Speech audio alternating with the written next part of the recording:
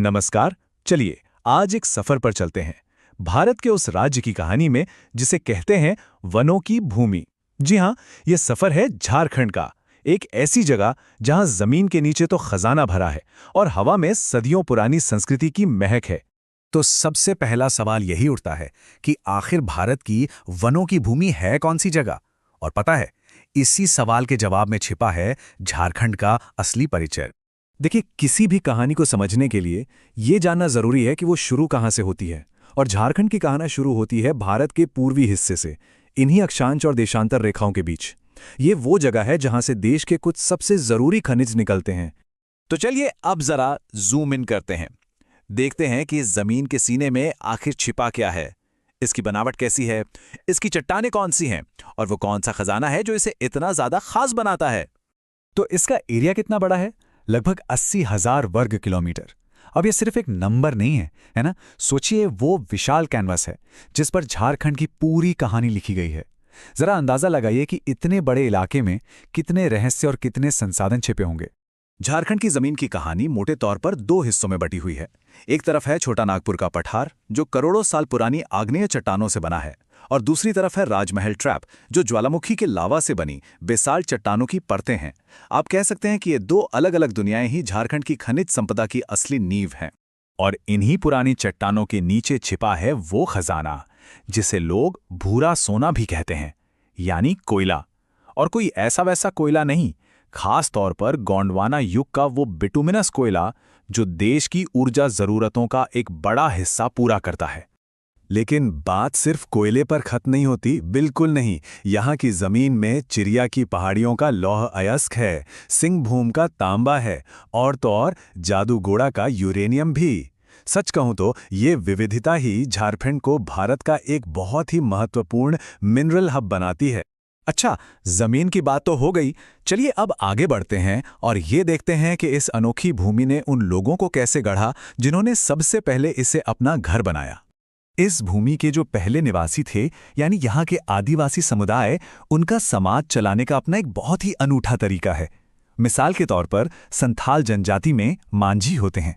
ये सिर्फ एक पदवी नहीं है, ये तो सदियों पुरानी सामाजिक और न्यायिक व्यवस्था की रीढ़ की हड्डी हैं। और ये सिर्फ एक जनजाति तक ही सीमित नहीं है, हर समुदाय की अपनी एक स्वायत्त शासन प्रणाली है। जैसे संथालों के मांझी हैं, वैसे ही मुंडा समुदाय में उनके मुखिया को मुंडा ही कहते हैं। इससे पता चलता है कि हर जनजाति की अपनी एक अलग पहचान और अपनी एक अलग व्यवस्था है। और अगर इन समुदायों के दिल की धड़कन सुननी हो ना, तो वो अखड़ा में सुनाई देती है। ये सिर्फ एक खुला मैदान नहीं, बल्कि गांव का वो सेंटर पॉइंट है जहां नाच गाना, पंचायतें, मतलब पूरा का पूरा जीवन एक साथ घटित होता है। तो कुल मिलाकर हम ये कह सकते हैं कि यहाँ का आदिवासी जीवन पूरी तरह से प्रकृति की लय पर चलता है।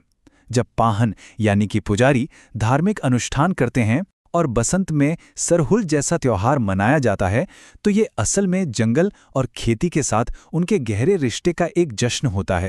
अपनी भूमि के साथ यही जो गहरा जुड़ाव था, इसी ने इसे बचाने के लिए एक लंबे और बहुत ही शक्तिशाली संघर्ष के इतिहास को जन्म दिया। यहाँ इतिहास में ना एक सीधा रिश्ता दिखता है। एक तरफ संघर्ष है तो दूसरी तरफ उसका नतीजा। मतलब 1855 के हूल आंदोलन से लेके बिरसा मुंडा के उलगुलान तक दशकों के इस प्रतिरोध ने ही एसपीटी और सीएनटी जैसे ऐतिहासिक कानूनों को जन्म दिया। और इनका मकसद क्या था? बिल्कुल साफ, आदिवासी जमीन को बाहरी शोषण से बचाना। चलिए अब इस कहानी को 21वीं सदी में लेकर आते हैं और देखते हैं कि झारखंड एक आधुनिक राज्य के रूप में कैसे बना। अपनी अलग सांस्कृतिक और भौगोलिक पहचान को लेकर दशकों तक आंदोलन चला और उसके बाद आखिरकार भारतीय संविधान के 84वें संशोधन के तहत झारखंड को एक अलग राज्य का दर्जा मिला। अब देखिए, हर नए राज्य को अपनी पहचान बनाने के लिए नई संस्थाओं की जरूरत तो पड़ती ही है। तो प्रभात कुमार यहाँ के पहले राज्यपाल बने, द्रौपदी मुर्मू पहली महिला राज्यपाल बनी, और रांची विश्वविद्यालय ने शिक्षा का केंद्र बनकर इस नए राज्य की नींव को और मजबूत किया।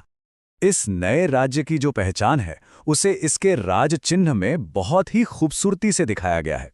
इसमें अशोक स्तंभ है जो राष्ट्रीय एकता का प्रतीक है, तो साथ ही इसमें आदिवासी संस्कृति और प्रकृति को भी जगह दी गई है। ये दिखाता है कि झारखंड अपनी जड़ों को भूले बिना आगे बढ़ना चाहता है। तो सवाल ये है कि वनों की इस भूमि का भविष्य कैसा है?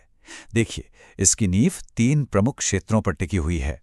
तो झारखंड का भविष्य कैसा होगा? इसका रास्ता 3 स्तंभों पर टिका है। पहला, अपनी विशाल खनिज संपदा का सही इस्तेमाल करना। दूसरा, अपनी कृषि क्षमता का विकास करना। और तीसरा, अपने लोगों यानी मानव संसाधन में निवेश करना। इन तीनों में संतुलन साधना ही आगे बढ़ने का सही मार्ग है। और हम इस चर्चा को इसी एक बड़े सवाल के साथ खत्म करते हैं। ये सवाल हमें झारखंड के सामने आने वाली चुनौतियों और अवसरों के बारे में सोचने पर मजबूर करता है कि कैसे प्राकृतिक खजानों और इंसानी क्षमता के बीच एक सही संतुलन बनाया जा सकता है।